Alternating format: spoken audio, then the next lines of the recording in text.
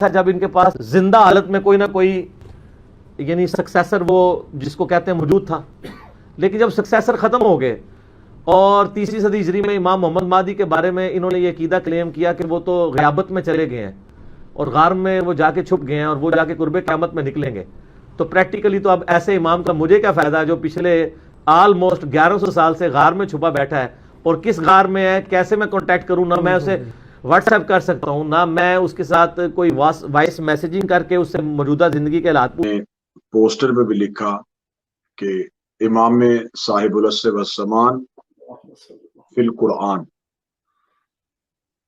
کہ سرکار حضرت ولی العصر جو ہمارے آقا اور ہمارے مولا ہیں، ان کی فضیلت قرآن میں کہاں کہاں تذکرے میں موجود ہے۔ یہ بات بھی میں آپ کے گوش گزار کروں کہ مذہب اسلام کے جتنے بھی عقیدے پائے جاتے ہیں ان میں سے تمام مذہب اسلام کے فرقے جن عقائد میں متفق ہیں ان عقائد میں سے ایک عقیدہ مہدی ہے، یعنی کہ مذہب اسلام کے تمام فرقوں میں یہ بات پائی جاتی ہے کہ امام مہدی جو ہے ان کی موجودگی ہر ایک فرقے کے ہاں کثرت کی روایات کے ساتھ پائی جاتی ہے، لیکن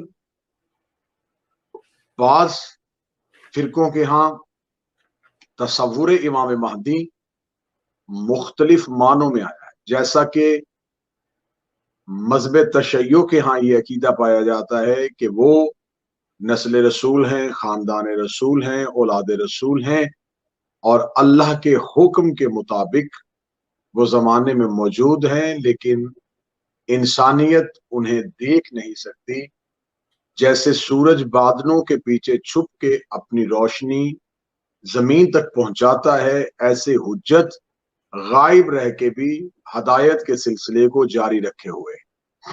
بے شک اس کے علاوہ مذہب تشیع کے علاوہ جو فرقے ہیں ان کے ہاں یہ پایا جاتا ہے کہ امام مہدی کی ضرورت اور امام مہدی کی موجودگی مذہب اسلام میں یقینی ہے، لیکن شاید ابھی انہیں پیدا ہونا ہے۔ لہٰذا ہم کوشش کریں گے کہ ادیان عالم میں جو تصور مہدی ہے اس کو بھی سامنے رکھا جائے، اور اختیارات ولی العصر پہ بھی بات ہو، اختیارات صاحب العصر پہ بھی بات ہو، ظہور کی علامات میں بھی بات ہو، عقیدہ رجت میں بھی بات ہو، یعنی کہ جتنے موضوعات اس موضوع کے ساتھ متصل ہیں ہم اپنی آنے والی مجالس میں ان تمام موضوعات کو کوشش کریں گے کہ معروضات کی صورت میں آپ کے سامنے پیش کیا جائے۔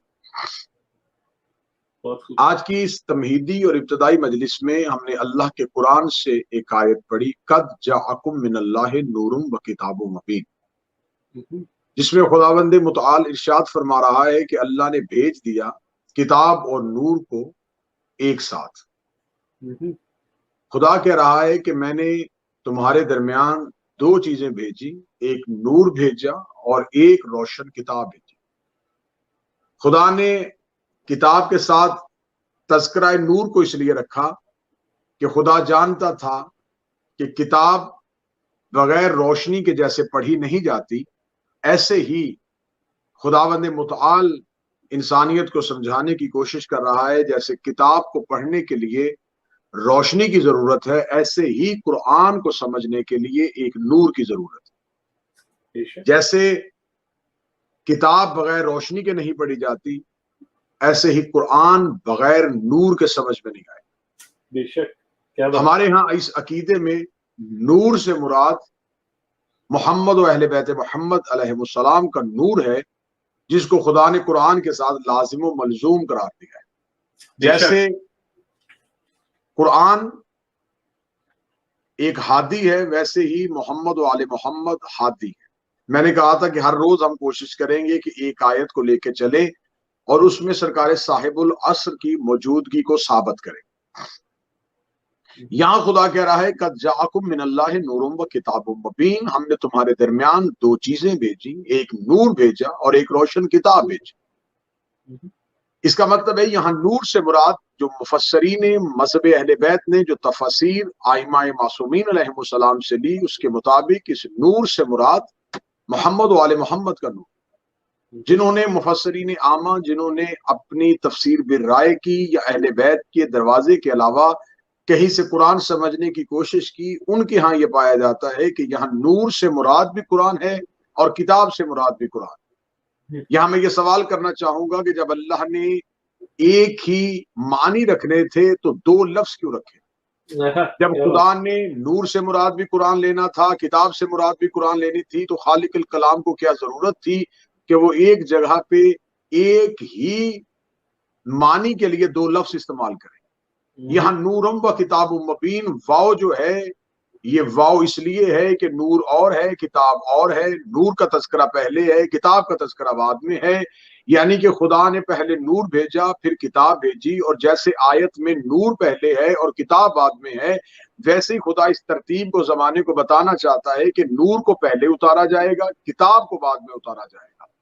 اب آپ یہاں سوال یہ کریں گے کہ آج کی تمہیدی مجلس میں ہم نے نور سے مراد محمد و اہل بیت محمد کا نور لیا، لیکن اس نور سے مراد سرکار صاحب العصر کی خاصیت کہاں ہے؟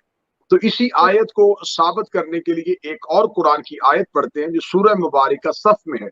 خدا فرماتا ہے یریدون لیطفئوا نور اللہ بافواہہم، ارادہ کر رکھا ہے اللہ کے نور کو کچھ لوگوں نے کہ وہ اپنے منہ کی پھونکوں سے بجھا دیں۔ خدا ارادہ بتا رہا ہے کہ کچھ لوگوں کا ارادہ یہ ہے کہ وہ اللہ کے نور کو اپنی منہ کی پھونکوں سے بجھا دیں۔ اور میں نے پہلی آیت پڑھی تھی کہ خدا کہہ رہا ہے کہ میں نے تمہارے درمیان دو چیزیں بھیجی، ایک نور بھیجا اور ایک کتاب و مبین، یعنی کہ ایک روشن کتاب بھیجی۔ یہاں خدا کہہ رہا ہے کہ کچھ لوگوں کا خیال ہے کہ وہ اللہ کے نور کو اپنی منہ کی پھونکوں سے بجھا دے۔ اب میں آیت کا اکیلا حصہ پڑھوں گا تو اس میں سرکار صاحب العصر کی موجودگی آپ کو نظر آئے گی۔ خدا کہتا ہے کہ وہ لوگ یہ چاہتے ہیں کہ اللہ کے نور کو اپنے منہ کی پھونکوں سے بجھا دے، جبکہ اللہ کا ارادہ یہ ہے نوری کہ وہ اپنے نور کو پورا کر کے چھوڑے گا۔ وَلَوْ كَرِهَ الْكَافِرُونَ، چاہے یہ بات کافروں کو بری ہی کیوں نہ لگے۔ اس کا مطلب ہے کہ اس آیت میں خدا یہ ثابت کر رہا ہے کہ وہ نور بجھانا چاہتے ہیں اور خدا نور کو قائم رکھنا چاہتا ہے۔ خدا اس نور کو پورا کر کے چھوڑے گا۔ خدا چاہتا ہے یہ نور مکمل ہو جائے، تو جو نور مکمل ہوگا اس تکمیل نور کا نام ہے سرکار ولی العصر امام مہدی۔ سبحان اللہ۔ خدا کی صورت میں اس نور کو مکمل کرے گا، یعنی کہ ابھی وہ نور جو نور اول عرض سے شروع ہوا، اس نور اول کی تکمیل کا نام ہے سرکار ولی العصر۔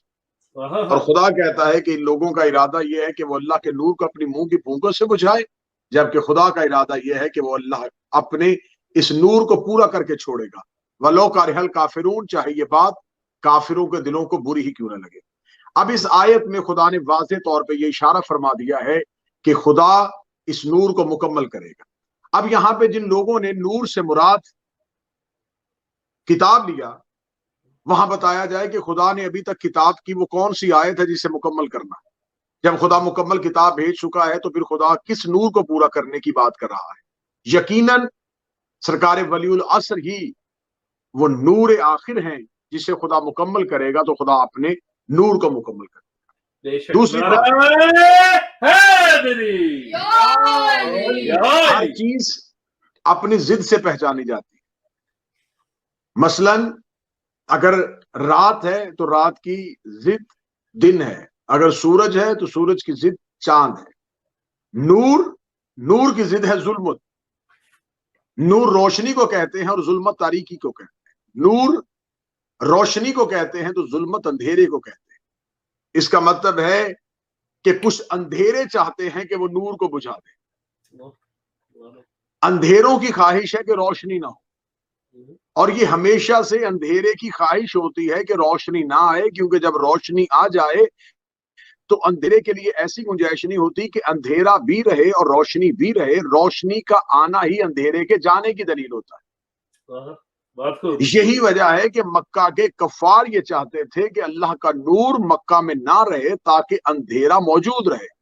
جیسے مکہ میں رسول کے نور کی آنے کی وجہ سے جہلیت کا اندھیرا چلا گیا تھا، اس طرح سرکار ولی العصر کے آتے ہی جو اندھیرا جائے گا وہ اندھیرا لوگوں کے اپنے ذاتی بنائے ہوئے اماموں کا نور ہوگا۔ वाह, क्या बात। जिनको जुल्मत कहा गया, जिनको तारीकी कहा गया। मसलन अगर हम नूर की बात करेंगे तो नूर रोशनी है, उसकी जिद अंधेरा है।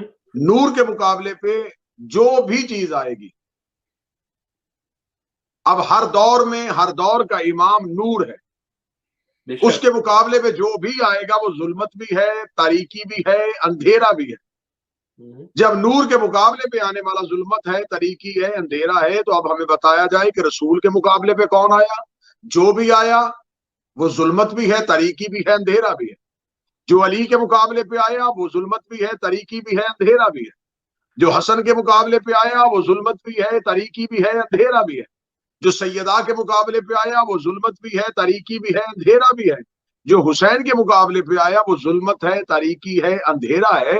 तो अब हमें नाम लेने की जरूरत नहीं, इनमें से जिसके मुकाबले पे जो आएगा वो जिस्मों के सामने नहीं आएगा, वो नूर के सामने आएगा। दुश्मनाने अहले बैत पर लानत, बेशुमार।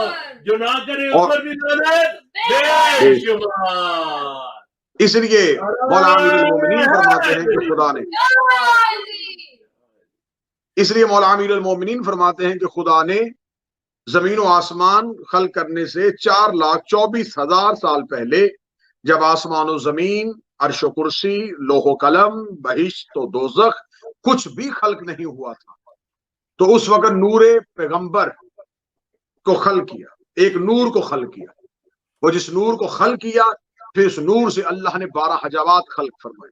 हिजाब कुदरत, हजाब अजमत, हजाब इज्जत, हजाब हैबत, हजाब जबरूत, हजाब रहमत, हजाब नबूवत, हजाब हिदायत, हजाब मंजिलत, हजाब रिफत, हजाब सआदत, हिजाब शफाअत। फिर इस नूर को इन हजाबात में मुंतकिल कर दिया। मौला अमीरुल मोमिनीन फरमाते हैं कि जब इस नूर को खुदा ने इन हजाबात में मुंतकिल किया, तो खुदा ने सबसे पहले इस नूर को 12,000 साल तक हिजाब रहमत में रखा, जहां पर इसने सुभान रब्बियल आला पढ़ा। फिर इसको हिजाब अजमत में रखा गया, जहां 11 साल इसने सुभान आलिमल सिर्र वल खफी पढ़ा। फिर 10,000 साल तक हिजाब इज्जत में रखा गया, जहां पर इसी नूर ने सुभाना जिल मल्के वल मनान की तस्बीह पढ़ी। फिर इसी नूर को 9,000 साल तक के लिए हिजाब हैबत में रख दिया, जहां पर इस नूर ने सुभान मन हो बगनी लेगफ्ता की तस्बीह पढ़ी। फिर इसी नूर को 8 साल के लिए हिजाब जबरूत में रख दिया। जब 8,000 साल तक हिजाब जबरूत में रहा, वहां पर सुभान वल करीम अल अकरम का विद किया। फिर इसी नूर को 7,000 साल के लिए हिजाब रहमत में रख दिया, जहां पर सुभाना रब्बिल अर्श वल अजीम पढ़ता रहा। फिर इसी नूर को हिजाब नबुव्वत में 6,000 साल तक के लिए रख दिया, जहां पर सुभान रब्बिल इज्जत अम्मा यासिफून की तस्बीह पढ़ता रहा। फिर इसी नूर को 5,000 साल के लिए हिजाब हिदायत में रख दिया, जहां पर सुभाना रब्बिल अजीम वल आजम की तस्बीह पढ़ता रहा। फिर इसी नूर को 4,000 साल तक के लिए हिजाब रिफत में रख दिया, जहां पर सुभाना रफीउल आला की तस्बीह पढ़ता गया। फिर इसी नूर को 3,000 साल तक के लिए हिजाब मंज़रत में रख दिया, जहां पर सुभान जिल मल्के वल मलकूत की तस्बीह पढ़ता गया। फिर इसी नूर को 1,000 साल तक के लिए हिजाब शफाअत में रख दिया, जहां पर सुभाना रब्बियल अजीम व बिहम्दिही की तस्बीह पढ़ता गया। मौला अमीरुल मोमिनीन फरमाते हैं फिर इसी नूर का इन 12 हिजाबात में से निकलना था। फिर ये दरियाओं में चला गया, ये दरिया इज्जत में गया, दरिया इज्जत से दरिया सबर में आया, दरिया सबर से दरिया खजू में आया, दरिया खजू से दरिया खशू में आया, दरिया खशू से दरिया तवाज़े में आया, दरिया तवाज़े दरिया रजा में आया, दरिया रजा से दरिया वफा में आया, दरिया वफा से दरिया हिल्म में आया, दरिया हिल्म से दरिया ज़ुहुद में आया, दरिया ज़ुहुद से दरिया खशियत में आया, दरिया खशियत से दरिया अनाबत में आया, दरिया अनाबत से दरिया इल्म में आया, दरिया इल्म से दरिया मजीद में आया, दरिया मजीद से दरिया हिदायत में आया, दरिया हिदायत से दरिया हया में आया। यहाँ तक के इन 20 दरियाओं में ये नूर मुंतकिल रहा। पहले हजाबात में रहा, हजाबात से इन दरियाओं में आया, फिर इन दरियाओं के होने के बाद इस नूर ने पहला सजदा किया। इस नूर का पहला सजदा करना था। जब ये सजदे से उठा तो इस नूर से 1,24,000 पसीने के कतरे गिरे। खुदा हर कतरे के सदके एक नबी बनाता रहा। पसीने के कतरे गिरते गए। आदम सफीउल्लाह बन गया, नूह नजीउल्लाह बन गया, इब्राहिम खलीलुल्लाह बन गया, मूसा कलीमुल्लाह बन गया, यूसुफ बन गया, اس کے نبی کے پسینے گرتے گئے، اس نور سے انوار گرتے گئے اور خدا نبوتیں بناتا گیا، اس نور سے انوار گرتے گئے، خدا نبوتیں بناتا گیا۔ تو اس کا مطلب ہے جو پسینے سے بنے تھے وہ انبیاء بنے تھے۔ اس کو تو اہل سنت کتابوں میں لکھا ہے کہ جتنے بھی انبیاء خلق ہوئے یہ ہمارے نبی کے پسینے سے بنے، لیکن جو پسینے سے بنے ان کے لیے علیہ السلام کہا جاتا ہے، آدم علیہ السلام ہوتے ہیں، نوح کو علیہ السلام کہا جاتا ہے، ابراہیم کو علیہ السلام کہا جاتا ہے، عیسیٰ کو علیہ السلام کہا جاتا ہے۔ تو یہاں میرا امت مسلمہ سے سوال ہے کہ جو نبی کے پسینے سے بنے وہ علیہ السلام ہوتے ہیں، تو جو خون سے بنے وہ رضی اللہ نہیں ہو سکتے۔ کیا بات ہے، کیا بات ہے، نعرہ حیدری یا علی حق، بہت خوب، بہت خوب۔ رسالت مآب کا ارشاد ہے کہ جب خدا نے چاہا تو خدا نے اس نور سے ایک کلام جاری کیا، جو اس نور سے پہلا کلام جاری ہوا پھر اس نور سے دوسرا کلام خلق ہوا۔ خدا نے پہلا جو کلام خلق ہوا اس سے روح کو پیدا کیا، پھر جو ہوا اس سے لوح کو پیدا کیا، پھر جو ہوا اس سے قلم کو پیدا کیا۔ یہ کلام کرتا گیا، خدا مخلوقات بناتا گیا۔ خدا نے کہیں روح بنا دی، کہیں لوح بنا دی، کہیں قلم بنا دیا۔ اور رسالت مآب کی حدیث ہے کہ جب یہ نور سجدہ پروردگار مکمل کر چکا تو خدا نے اسی نور کے ذریعے عرش کو خلق کیا، اس نور سے پانی کو خلق کیا، اس نور سے ہوا بنائی، اس نور سے مٹی کو بنایا، اسی نور سے خدا نے زمین کو بچھایا، اسی نور سے خدا نے آسمان کو اٹھایا۔ یعنی کہ سب سے پہلے ان کو بنایا، ان کی وجہ سے سب کو بنایا۔ یہی تو وجہ ہے کہ معصوم فرماتے ہیں کہ ہمیں خدا نے خلق کیا تھا، پھر کائنات میں جو کچھ بنا اسے ہم نے خلق کیا۔ کیا بات، کیا بات، بہت خوب۔ ہم اللہ کی مخلوق، اور پھر کائنات میں جو بھی چیز خلق ہوئی وہ خدا نے ہم سے خلق کی۔ یعنی کہ خدا نے جو کچھ کائنات میں بعد میں خلق کیا وہ ان کی وجہ سے اور ان کے لیے خلق کیا۔ پھر خدا نے جب کائنات میں ہر چیز کو خلق کر دیا گیا تو جو پہلی حجت کو بنایا، پہلے خلیفہ کو بنایا، وہ سرکار حضرت آدم تھے۔ سرکار آدم کے پتلے کو بنایا۔ حضرت آدم کے پتلے کو بنانے کے بعد آدم کا صلب بنایا۔ کیونکہ مجھے سرکار صاحب العصر والزمان تک پہنچنا ہے تو میں بڑی جلدی سے بات کو مکمل کروں گا۔ صلب آدم کو مکمل کیا۔ صلب آدم کو مکمل کرنے کے بعد خدا نے پھر اسی نور کو صلب آدم سے صلب شیش میں منتقل کیا، انوش میں منتقل کیا، کنان میں بھیجا، محلائل میں بھیجا، بازر میں بھیجا، ادریس میں رکھا، اخنوک میں بھیجا، تارخ میں رکھا، ابراہیم میں بھیجا، اسماعیل کو دیا، کدار میں رکھا، بنت میں آیا، حمل میں آیا، یس میں آیا، یمسئی میں آیا، عاد میں آیا، عدنان میں آیا، معاد میں آیا، مدرکہ میں آیا، خزیمہ میں آیا، کنانہ میں آیا، نظر میں آیا، مالک میں آیا، غام میں پہنچا، فہر میں آیا، لوی میں پہنچا، کعب میں آیا، کلام نے گیا، زید میں منتقل ہوا، کسائی میں آیا، عبد مناف میں آیا، ہاشم میں پہنچا، عبد المطلب میں آیا، عبد المطلب سے 2 حصوں میں تقسیم کروایا، ایک عبداللہ میں پہنچ گیا، ایک ابو طالب میں پہنچ گیا، ایک کو محمد رسول اللہ بنا دیا اور ایک کو علی ولی اللہ بنا دیا۔ بہت خوب، نعرہ حیدری یا علی، علی حق، بہت خوب، ایک بہت خوب۔ پیشانی عبداللہ میں آیا، ایک پیشانی ابو طالب میں آیا، جو پیشانی عبداللہ میں گیا اس سے محمد رسول اللہ، جو پیشانی ابو طالب میں آیا اس سے علی ولی اللہ، ایک آغوش آمنہ میں آیا، ایک آغوش فاطمہ بنت اسد میں آیا۔ سبحان اللہ۔ پھر ادھر سے علی المرتضیٰ کو لیا، ادھر سے نور سے سیدہ کو لیا، دونوں کو پھر اکٹھا کیا، اور اکٹھا کرنے کے بعد مرج البحران یلتقیان، ہم نے عصمت کے 2 دریاؤں کو ملا دیا، اور اس میں سے جو ہم نے نور کے موتی نکالے ایک حسن بنا دیا اور ایک کو حسین بنا دیا۔ کیا بات۔ جب حسن اور حسین دونوں دوبارہ امام حسن اور امام حسین کی صورت میں یہ نور ظاہر ہوئے تو امام حسن علیہ السلام کی دختر فاطمہ بنت حسن سے امام حسین کے فرزند امام زین العابدین کا عقد ہوا۔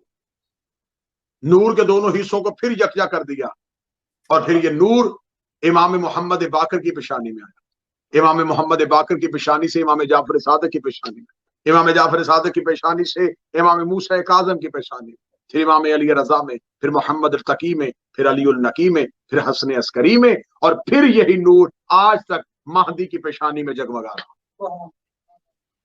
بہت خوب۔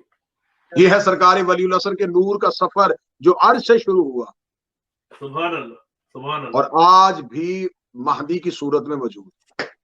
بے اب شک۔ اگر میں نے اتنی ڈیٹیلز پڑھی ہیں تو ابھی اسی آیت کو ثابت کرنے کے لیے پڑھی ہے کہ وہ چاہتے ہیں کہ اللہ کے نور کو منہ کی پھونکوں سے بجھائیں، لیکن اللہ اپنے نور کو پورا کر کے چھوڑے۔ آہا۔ کسی کا ایسا نورانی شجرہ نہیں جس کا نام نور، جس کا آنا نور، جس کے اجداد نور، جس کا شجرہ نور، جس کے ننہال نور، جس کے دہال نور۔ آہا۔ یہاں میں اپنے آئمہ کی فضیلت بیان کرتے ہوئے یہاں یہ لفظ ضرور کہوں، کلاب کے دو بیٹے تھے، کلاب رسالت مآب کے جد، دو بیٹے تھے، ایک کا نام قصی اور ایک کا نام زہرہ۔ یہاں سے عبد مناف آئے، عبد مناف کے بیٹے ہاشم، ہاشم کے بیٹے عبد المطلب، عبد المطلب کے بیٹے عبداللہ، اور عبداللہ کے بیٹے جناب رسالت مآب۔ کلاب کا جو بڑا بیٹا تھا، بڑا بیٹا، بڑے بیٹے کا نام زہرہ، زہرہ کے بیٹے کا نام بھی عبد مناف تھا، عبد مناف کا بیٹا وہاب، وہاب کی دختر آمنہ، اور جناب آمنہ اور جناب عبداللہ کی شادی اور فرزند رسول خدا۔ سبحان اللہ، سبحان اللہ۔ ہاشم کے ایک بیٹے اسد تھے، دوسرے بیٹے عبد المطلب تھے، عبد المطلب کے بیٹے ابو طالب، اسد کی بیٹی فاطمہ، فاطمہ بنت اسد، اور ابو طالب کے بیٹے کا عقد علی کی صورت میں ہوا، علی اور فاطمہ کا عقد ہوا، اور زمانے میں حسن اور حسین۔ آہا، نعرہ حیدری یا علی۔ یمن کے سردار امراء القیس کیا بات؟ کلاب کی نسل میں سے تھے، ان کی دو بیٹیاں، ایک ام فروا اور دوسری ام رباب۔ ام فروا کی شادی امام حسن سے ہوئی، ام رباب کی شادی امام حسین سے ہوئی۔ امام حسن کی دختر فاطمہ بنت اسد کی شادی امام زین العابدین سے ہوئی، تو امام محمد باقر آئے۔ امام محمد باقر وہ میرے امام ہیں جس کے نانا بھی امام ہیں، جس کے دادا بھی امام ہیں، اور جن کے پردادا بھی امام۔ آہا، کیا بات، سبحان اللہ۔ سلسلہ امامت یہاں سے چلا۔ پھر حضرت نوح کے تین بیٹے تھے، سام، حام اور یابس۔ سام سب سے بڑے تھے، حکومت سرداری ان کے پاس تھی۔ ان کی نسلوں میں، سام کی نسلوں میں آتے ہوئے ایران کے بادشاہ جنہیں کسرا کہا جاتا ہے، وہ سب کے سب سام کی نسل سے۔ کسرا کے بادشاہوں میں نوشیروان عادل آئے۔ نوشیروان عادل، ان کا ایک بیٹا ہرمز، ہرمز کا بیٹا شہریار، شہریار کا بیٹا یزدجرد، اور اس کی بیٹی شہربانو جو امام حسین کے عقد میں آئی، اور بیٹا امام زین العابدین۔ سبحان اللہ۔ شہر بانو کی دوسری بیٹی گیہان بانو کی شادی محمد بن ابی بکر سے ہوئی۔ محمد بن ابی بکر جس کی تربیت علی نے کی تھی، جس کا دنیا میں آنا غدیر کے دن ہوا تھا، جنہوں نے آتے ہی دنیا میں مولا علی کی ولایت کی گواہی دی تھی۔ ان کی شادی فروا بنت محمد بن ابی بکر، شادی امام محمد باقر سے ہوئی، اور بیٹا جعفر صادق کی صورت میں آیا۔ آہا، امام موسیٰ کاظم کی شادی خراسان کے رئیس کی دختر نجمہ خاتون سے ہوئی۔ امام علی رضا کی شادی مصر کی شہزادی سبیکہ خاتون سے ہوئی۔ امام تقی کی شادی سمائنہ خاتون سے ہوئی۔ امام علی نقی کی شادی روم کے شاہی خاندان سے ہوئی، اور امام حسن مجتبی میرے قائم مولا کی والدہ امام حسن عسکری کی شادی کیسر روم کی پوتی جناب نرجس خاتون سے۔ آہا، امام ہونے بھی ایسے چاہیے جن کی ماؤں کے شجرے بھی پڑھے جائیں تو شرمندگی نہ ہو۔ کیا بات ہے، نعرہ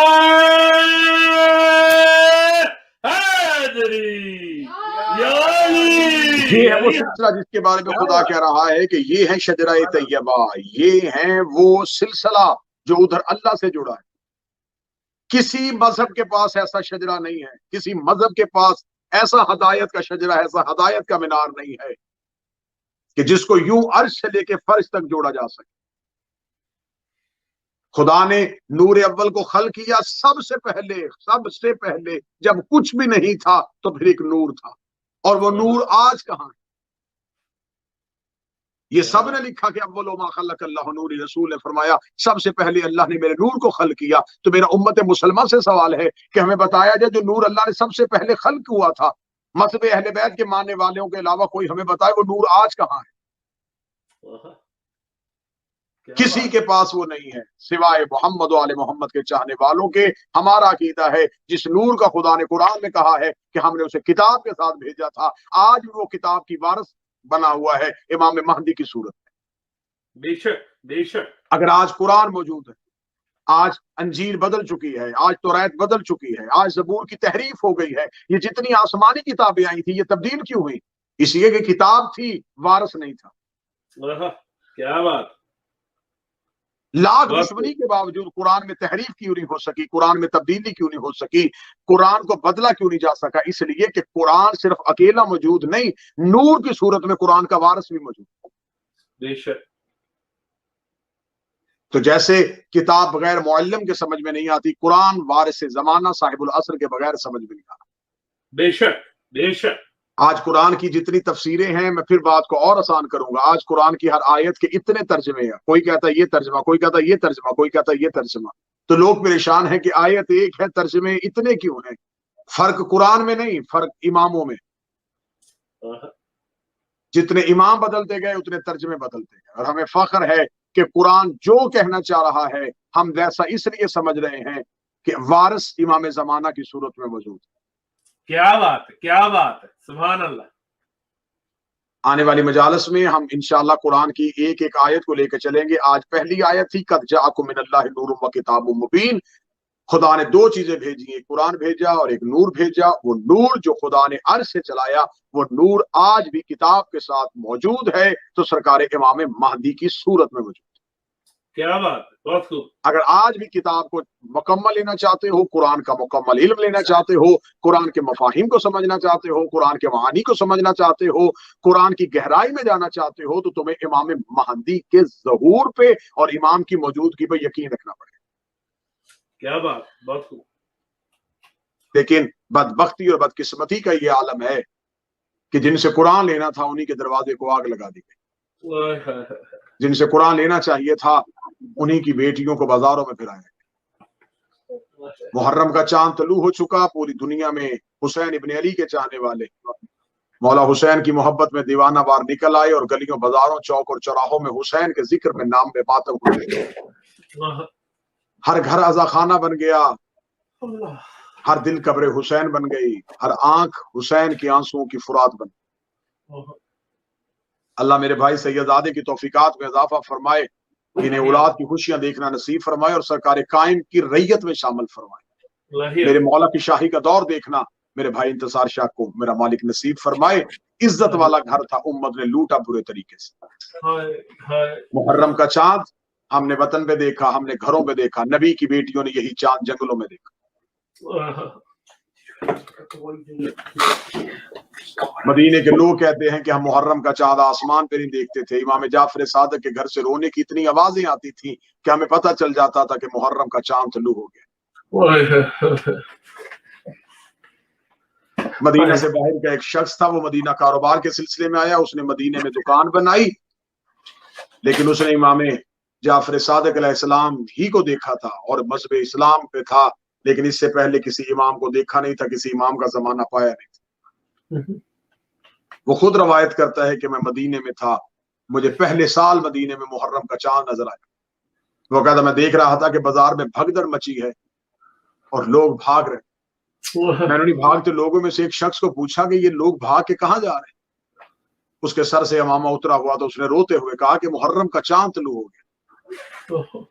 वो कहता मैंने कहा चांद मुहर्रम का तो तलू हो गया, लेकिन तुम भाग के कहाँ जा रहे हो? कहने लगे मोहल्ला बनी हाशिम। कहने लगा मैंने पूछा कि मोहल्ला बनी हाशिम में खैर है? कहने लगे इमाम जाफर सादिक को पुरसा देने के लिए जाते। वो शख्स कहता है कि मैं भी उनके साथ दौड़ पड़ा। जब मोहल्ला बनी हाशिम में पहुंचा तो लोगों का एक हजूम था। इमाम के घर के दरवाजे पे हजारों की तार लोग रो रहे थे, दीवारों के साथ लग के गिरिया कर रहे थे। वो कहता मैंने कहा कि इमाम को पुरसा देने के लिए आया, देखो तो सही कि फर्जंद रसूल किस हालत में। वो कहता काश मैं मर जाता, मैं अपनी जिंदगी में ये मंजर ना देखता कि मैंने इमाम की हवेली के दरवाजे पे जाके जब देखा तो वो इमाम जो मदीना के बाजार से गुजरते थे तो बदन पे साफ और शफाफ लिबास, बेहतरीन आवाजें बेतन की हुए, बेहतरीन अमामा सर पे रखे हुए चलते थे। मैंने उसी जाफर सादिक को रेत पे ऐसे तड़पते हुए देखा जैसे मछली बगैर पानी के तड़प।